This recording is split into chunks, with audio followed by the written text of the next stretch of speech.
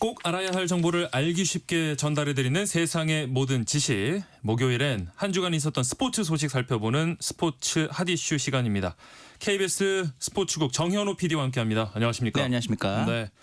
어젯밤에 뭐 축구 팬들이라면은 네. 많이들 밤잠을 설치셨을 것 같습니다. 그러니까요. 손흥민 선수가 드디어 데뷔 후 첫 우승컵을 들었습니다. 저도 약간 네. 지금 보느라 몽롱한 상태인데 네네. 사실 이 손흥민 선수가 뭐 이 소위 말하는 월드 클래스급의 선수임에도 불구하고 네. 어떻게 이 한 번도 우승이 없을 수가 있지. 저희끼리 그렇죠. 농담으로 그래도 초등학교 때나 한번 해보지 않았을까? 뭐 그런 얘기를 하긴 했는데 네네. 성인 무대 그리고 이제 이 공식 경기 공식 리그에서는 처음으로 네. 우승을 차지를 했죠. 어제 열렸었던 이 유럽 축구 연맹 유로파리그 결승전에서 맨체스터 유나이티드를 상대로 토트넘이 1대 0으로 승리를 하면서 유로파리그 우승을 하게 됐습니다. 예. 손흥민 선수에게도 데뷔 후 첫 공식 우승 트로피가 되겠고 네. 경기 초반부터 좀 뭐랄까 탐색전이 굉장히 좀 오래 가는 모양새였고 결정적으로 우리나라 팬들 새벽까지 기다렸던 분들한테는 좀 아쉽게도 손흥민 선수는 교체 선수로 출전을 그렇죠. 했단 말이죠. 네. 전반 이제 끝나고 이제 후반 22분에 교체 출전을 했기 때문에 네. 손흥민 선수가 좀 선발로 나서기를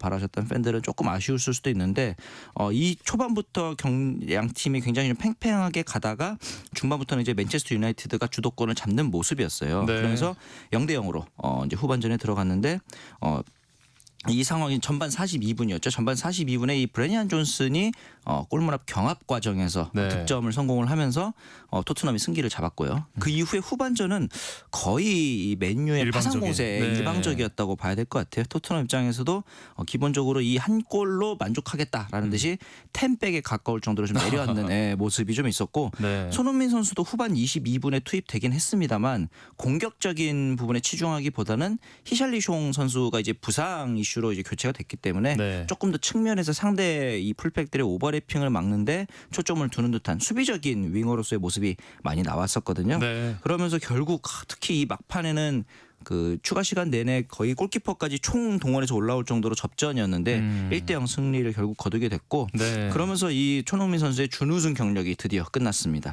프리미어리그에서도 준우승이 있었고요. 챔피언스리그 그리고 잉글랜드 풋볼 리그컵까지 준우승이나 준우승 다 해봤는데 그렇죠. 이 어떻게 이렇게 우승만 없었나 했었는데 결국 어제 우승을 또 해내고 팀의 주장으로서 소위 말하는 트로피 세리머니까지도 모두 해냈고 또 태극기를 두르고 경기장을 도는 모습을 보면서 저도 같이 약간은 새벽이었지만 울컥하는 그런 순간도 있었습니다. 맞습니다. 사실은 상대팀인 맨유도 국내 팬들이 굉장히 많기 때문에 그렇죠. 뭐 아쉬울 분들도 계시겠지만 맞습니다. 손흥민 선수의 또 우승컵 들어 올리는 모습은 모두가 아마 감동을 느꼈을 것 같아요. 그렇죠.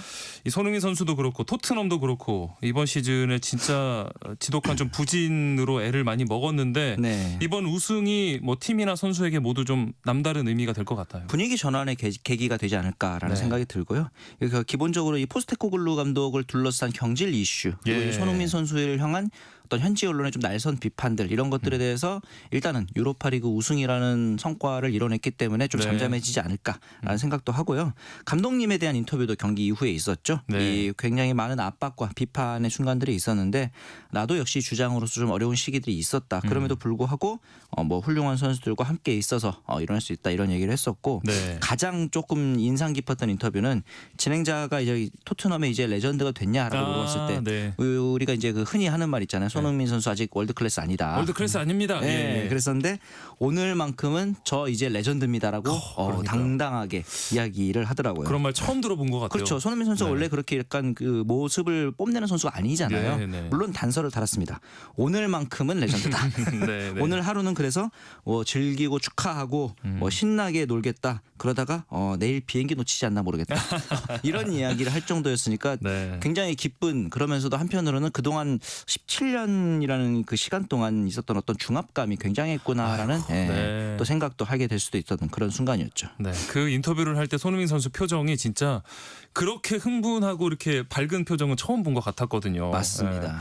그런데 앞서 사실 손흥민 선수가 사생활 논란이 좀 있었어요. 네. 이에 대해서는 좀 말을 아끼는 모습이고요. 그렇죠. 저는 이 손흥민 선수를 둘러싼 구설수 관련해서도 손흥민 선수의 처신이 맞다라고 보는 입장인 게 아직까지 이 유죄 무죄 혹은 이 부분에 대해서 사실관계가 명백하게 밝혀졌다고 보기에는 아직은 좀 이른 감이 있거든요. 네. 우선은 이 공갈 혐의를 받고 있는 그리고 공갈 미수 혐의를 받고 있는 두 명이 현재 좀 서울중앙지검에 구속 송치된 상황입니다. 네. 그러면서 이제 이 부분에 대해서 법원에서도 굉장히 좀 이례적으로 이 구속영장이 빠르게 발부된 측면이 있는데 이 부분에 대해서는 도주 우려 그리고 증거 인멸의 가능성이 높다라는 또 이제 부분을 설명을 했는데 네. 손흥민 선수가 뭐 누가 잘못을 떠나서 일단은 심적으로 쉽지 않았을 법한 그렇죠. 상황이라는 생각은 드는데 네. 아무쪼록 좀 일이 잘 마무리되고 만약에 손흥민 선수가 조금 사과를 해야 될 부분이 있거나 하더라도 이 부분을 좀 명명백백히 밝혀내서 대중 앞에서 좀 더 떳떳한 어떻게 보면 우리나라 축구계의 레전드로서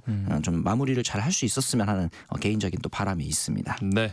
자, 그리고 프로야구 소식 살펴보죠. 지난 17일에 한화이글스의 외국인 투수 코디 폰세가 삼진 18개를 잡았어요. 이게 네. 한국 프로야구 신기록이죠. 네, 어떤 신기록이냐면 이제 9이닝 기준으로 정규 이닝 기준으로 했을 때 한 네. 경기 최다 탈삼진 신기록이 되겠습니다. 네. 종전의 기록이 이제 2010년 5월에 류현진 선수가 세웠던 17개 탈삼진이었거든요. 네. 그리고 이 한 가지 특이한 점이 폰세 선수의 어떻게 보면 약간 롤 모델이 류현진 선수였거든요. 네. 그래서 이 17개의 기록을 딱 세우는 순간 네. 류현진 선수가 이제 떡아웃에서 진심으로 축하를 또 해주고 네. 코디 폰세 선수도 약간 눈물을 흘렸어요. 그러니까요. 경기 중에. 네. 근데 알고 봤더니 이게 어떤 그 류현진 선수에 대한 눈물까지는 아니었고 네. 돌아가신 어머니를 잠시 떠올리면서 이 눈물을 또 흘렸다고 하기도 하고요. 예. 한 가지 또 이 약간 이슈가 될 만한 게 그 코디 폰세 선수가 17개 탈삼진을 잡는 그 순간에 네. 이 하얀 나비가 마운드 근처에 갑자기 날아왔다 그래요. 네, 그런데 네.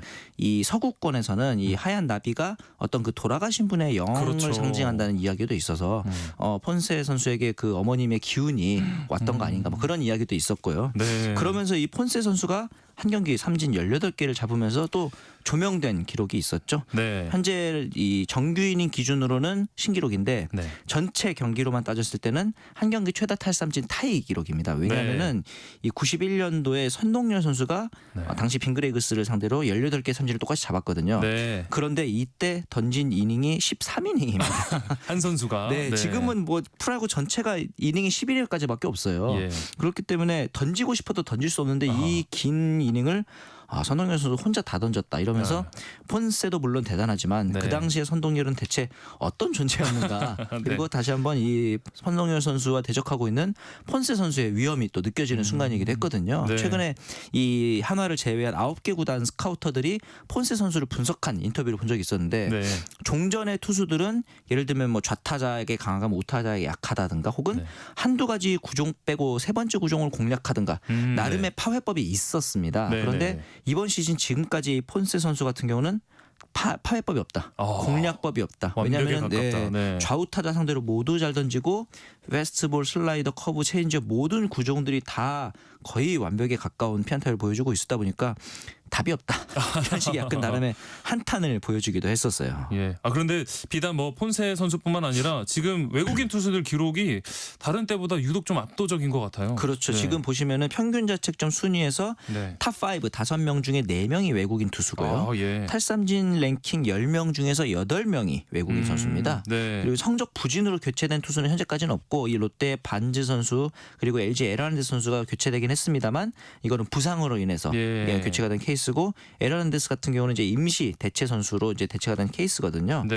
사실 이제 이러면서 한 가지 돋보이는 게 키움 히어로즈가 이번 시즌 유일하게 외국인 타자 2명을 네. 이제 라인업을 작성을 했단 말이죠. 그런데 결국 이제 지난주에 푸이그 선수와 결별을 하기로 하면서 알칸타라 투수를 영입을 했습니다. 예. 결론적으로 봤을 때는 어떤 이 외국인 타자 2명 플랜이 실패로 돌아가지 않았나. 결과적으로. 예, 역시 네. 이 외국인 투수가 풍년인 이런 상황에서는 팀의 성적을 좌지우지하는 것이 외국인 선발 투수들의 활약이겠구나라는 생각이 또 들고 네. 롯데 같은 경우 지금 좋은 성적을 보여주고 있는데 반지 선수를 대신해서 이 감보아 선수가 영입이 됐는데 네. 말씀드린 것처럼 이 선수의 이 성공 여부가 롯데가 상위권에 계속 남아있을 수 있을지 이 부분을 결정할 것으로 보입니다. 네, 이런 진짜 외국인 투수들의 활약에 힘입어서 지금 네. 상위권 경쟁도 굉장히 치열하죠. 지금 KBO 리그 판도를 보시면은 3강 그리고 이 5중 그리고 2약 정도로 좀 이제 정리가 될 것 것 같은데 네. LG, 한화, 롯데가 현재 3강을 형성하고 있습니다. 예. 지금 LG에는 치리노스 선수 굉장히 잘 던지고 있고 한화는 폰세뿐 폰세. 아니라 와이스 선수도 워낙 좋은 네. 피칭 보여주고 있고요. 롯데도 물론 반즈 선수가 중간에 교체되긴 했습니다만 데이비슨 선수 워낙 좋은 피칭 보여주고 있어가지고 네. 이렇게 3강이 형성돼 있고 4위인 SSG부터 8위인 기아까지도 승차가 단 2경기밖에 예. 나지 않습니다. 네. SSG, KT, NC, 삼성, 기아까지 2경기 차라는 건 어떤 의미냐면은 시리즈를 만약에 수입을 당하게 되면 4위가 갑자기 8위로 내려갈 수도 있고 그렇죠. 네. 반대로 수입에 성공하면은 갑자기 단숨에. 단숨에 가을 야구 가시권까지 올라갈 수 있는 상황이거든요. 네. 그리고 이제 두산과 키움이 약간은 좀 순위가 처진 상황이 있고 네. 특히 키움 같은 경우는 또 이제 어제도 패배를 하면서 아이고. 지금 승률이 2할 7푼까지 내려간 상황이어서 네. 새로 외국인 수수로 영입한 알칸타라 선수가 분위기 반전을 좀 꾀해야 될 것으로 보입니다. 알칸타라 선수가 어깨가 많이 무거울 것 같습니다. 네. 자, 다음은 프로농구 소식인데요. LG 세이커스가 결국에는 7차전 잡아내면서 네. 창단 후 첫 우승입니다. 네. 이 경기도 정말 감동적이었는데 네. 이 경기가 언제 열렸냐면 이 폰세 선수 18개 삼진 잡을 때 그게 같이 열리고 있었어요. 같은 그래서 날이네요. 네. 야, 이 소위 말해서 채널 돌려보느라 정신이 없었는데 네, 네. LG 같은 경우는 1, 2, 3차전을 승리를 했단 말이죠. 그러면서 야, 이거 SK를 상대로 너무 쉽게 시리즈를 가져가겠는데 라고 생각했던 그 순간 4, 5, 6차전을 내줍니다. 네. 그리고 이 경기력 자체도 너무 좋지 않았기 때문에 네, 네, 네.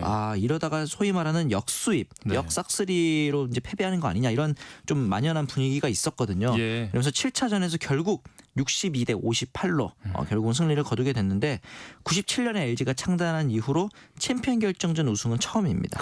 정규리그에서는 이제 2013-14 시즌에 한번 우승을 했습니다만 결국 챔피언 결정전 준우승에 그쳤었거든요. 네. 이 조상현 감독이 2022년에 창원 LG 감독으로 부임을 해서 일따라 좀 팀을 4강 플레이오프에 진출은 했습니다만 우승까지는 이끌지 못했었는데 네. 이번 시즌 드디어 좀 과업을 이뤄냈고 김승기 감독 그리고 전희철 감독에 의해서 세 번째로 선수, 코치, 감독으로 모두 우승을 경험한 오. 어떻게 보면 굉장히 좀 영광스러운 농구인의 자리에 또 오른 세 번째 농구인이 됐고요. 네. 사실 SK 같은 경우는 굉장히 좀 아쉬울 거예요. 왜 그렇죠. 그러냐면은 역대 최소 경기였던 46경기 만에 정규리그 1위를 확정을 했단 말이죠. 그래서 네. 아마 뭐 챔피언 결정전도 쉽게 가겠구나라고 무난하게, 네. 생각을 했는데 이 분위기가 5월까지 이어지지는 못했다. 이렇게 볼 수 있을 것 같고 이 MVP 시리즈 MVP는 LG의 허일영 선수 39살의 베테랑 슈터입니다. 네. 근데 이제 양팀 최다 득점인 14점을 몰아치면서 MVP에 또 선정이 됐거든요. 예. 그런데 이제 한 가지 좀 KBL 전반적으로 봤을 때 아쉬운 점이라면은 제가 방금 14점을 몰아쳤다라고 하지만 예. 몰아쳤다라고 표현하기 조금 그렇죠. 네. 몰아친. 네네네. 적은 숫자란 말이죠. 네네. 이게 이제 6차전 때도 그랬고 마지막 7차전 때도 1쿼터에 양팀 득점이 10대 8이었습니다. 양팀 합계 18점이라는 점수는 이 챔피언 결정전 한 쿼터 최소 득점 신기록이거든요. 좀 예. 어떻게 보면 아쉬운 신기록이라고 볼 수 있을 것 같은데 그럼에도 불구하고 이 허일영 선수의 어떤 헌신 그리고 새로운 KBL의 미래로 자리매김한 유기상 선수랑 양준석 선수가 또 이제 창원 LG의 아이콘으로 자리매김했다는 점은 KBL의 미래에 있어서도 좀 밝은 신호가 되지 않을까라는 생각을 해봅니다. 예.